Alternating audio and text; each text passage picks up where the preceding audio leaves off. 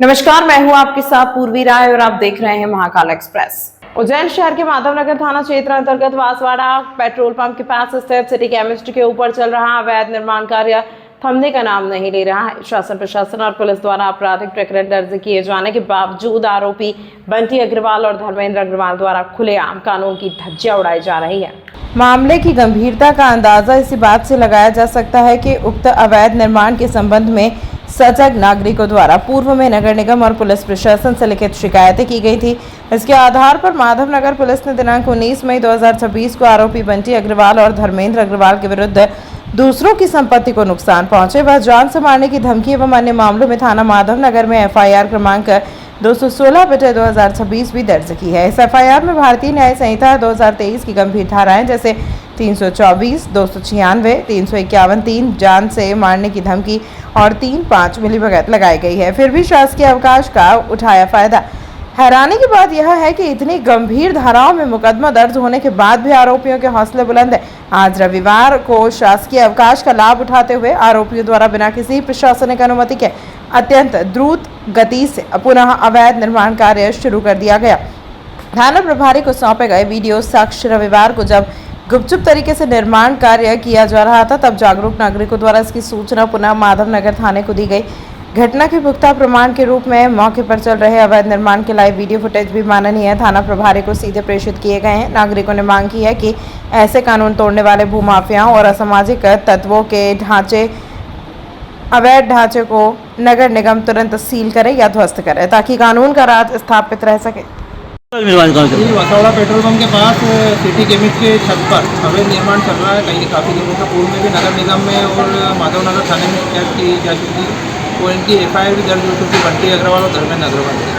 उसके बाद भी आज संडे को पुनः इनने अवैध निर्माण का काम चालू कर दिया और फिर ईंट वगैरह यहाँ पर गिरी थी तो हमको आसपास पड़ोसी ने सूचना दी और यहाँ मौके पर आकर देखा तो वापस से इनने निर्माण कार्य चालू कर दिया और पुनः इसकी सूचना हमने थाने पर दी है। यही था। पिछली बार जो निर्माण कार्य हुआ था उसमें कुछ नुकसान होता है?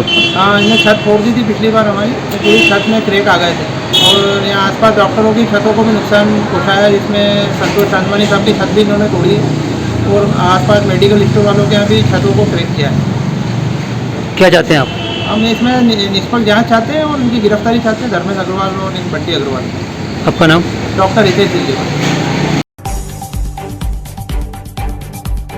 उज्जैन भगवान महाकाल के दर्शन की अंतिम इच्छा लेकर महाराष्ट्र के नासिक से उज्जैन पहुंची एक महिला की दर्शन से पहले ही मौत हो गई। इस दुखद घटना के बाद अनजान शहर में अकेले और असहाय पड़े बुजुर्ग पति की मदद के लिए समाजसेवी आगे आए और पूरी संवेदनशीलता के साथ महिला का अंतिम संस्कार करवाया। जानकारी के अनुसार नासिक निवासी बुजुर्ग अपनी बीमार पत्नी सीमा को अंतिम बार महाकाल दर्शन कराने उज्जैन लेकर पहुंचे थे। महिला लंबे समय से बीमार थी और चलने फिरने में भी असमर्थ थी। महाकाल दर्शन की इच्छा पूरी होने से पहले ही महिला ने दम तोड़ दिया।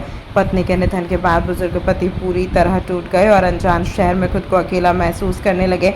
इसी दौरान मामले की जानकारी समाज सेवी अनिल डागर को लगी। उन्होंने तुरंत मदद का हाथ बढ़ाया और अंतिम संस्कार की पूरी व्यवस्था संभाली। समाज सेवी अनिल डागर ने शमशान घाट पर हिंदू रीति रिवाजों के अनुसार महिला का सम्मान पूर्वक अंतिम संस्कार कराया। इस दौरान उन्होंने बुजुर्ग पति को हर संभव सहारा दिया और संवेदनशीलता का परिचय पेश किया।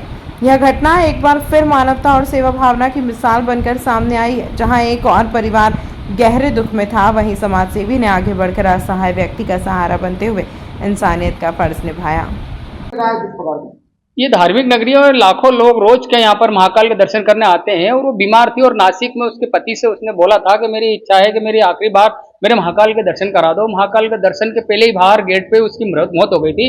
उसके बाद किसी ने पता बताया मेरा, क्योंकि मैं शहर की लाहौरी लाशें उठाता हूँ, इस कारण मैं मदद सभी की करता हूँ, इसलिए वो लाश लेके वो बुजुर्ग को मेरे से संपर्क किया और मैंने उनका अंतिम संस्कार पूरे सम्मान से किया।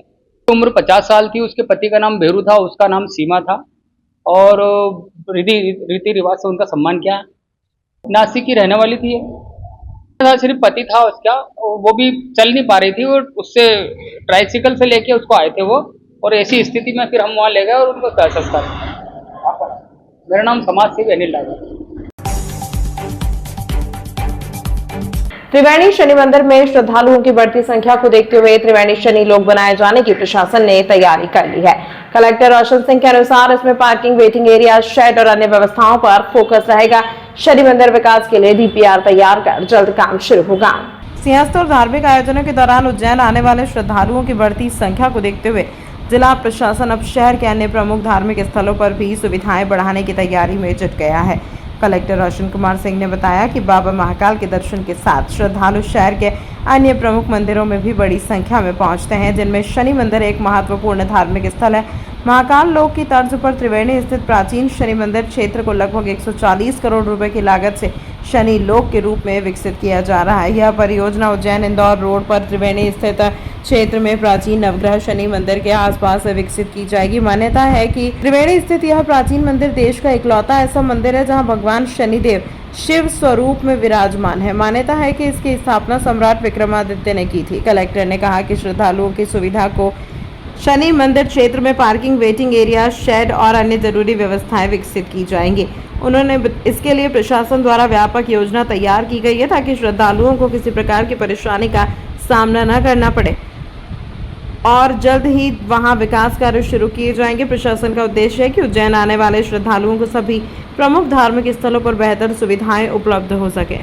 मैंने बताया कि जब श्रद्धालुओं की बड़ी संख्या में शहर में आगमन होगा उस समय हमारे जो अन्य धर्मस्थल हैं वहाँ पर भी लोगों का जाना होगा। शनि मंदिर भी एक बहुत ही महत्वपूर्ण स्थल है उज्जैन में और यहाँ पर भी श्रद्धालु बड़ी संख्या में जाएंगे। जैसा मैंने बताया, श्रद्धालुओं की सुविधा के लिए पार्किंग से लेके वेटिंग एरिया से लेके शेड और जो पेयजल वगैरह की व्यवस्थाएँ हैं वो सारी व्यवस्थाएँ वहाँ पर भी की जाएंगी और शनि मंदिर का भी DPR तैयार है और जल्दी ही वहाँ का भी कार्य शुरू होगा। तमाम महत्वपूर्ण खबरों के लिए देखते रहिए महाकाल एक्सप्रेस।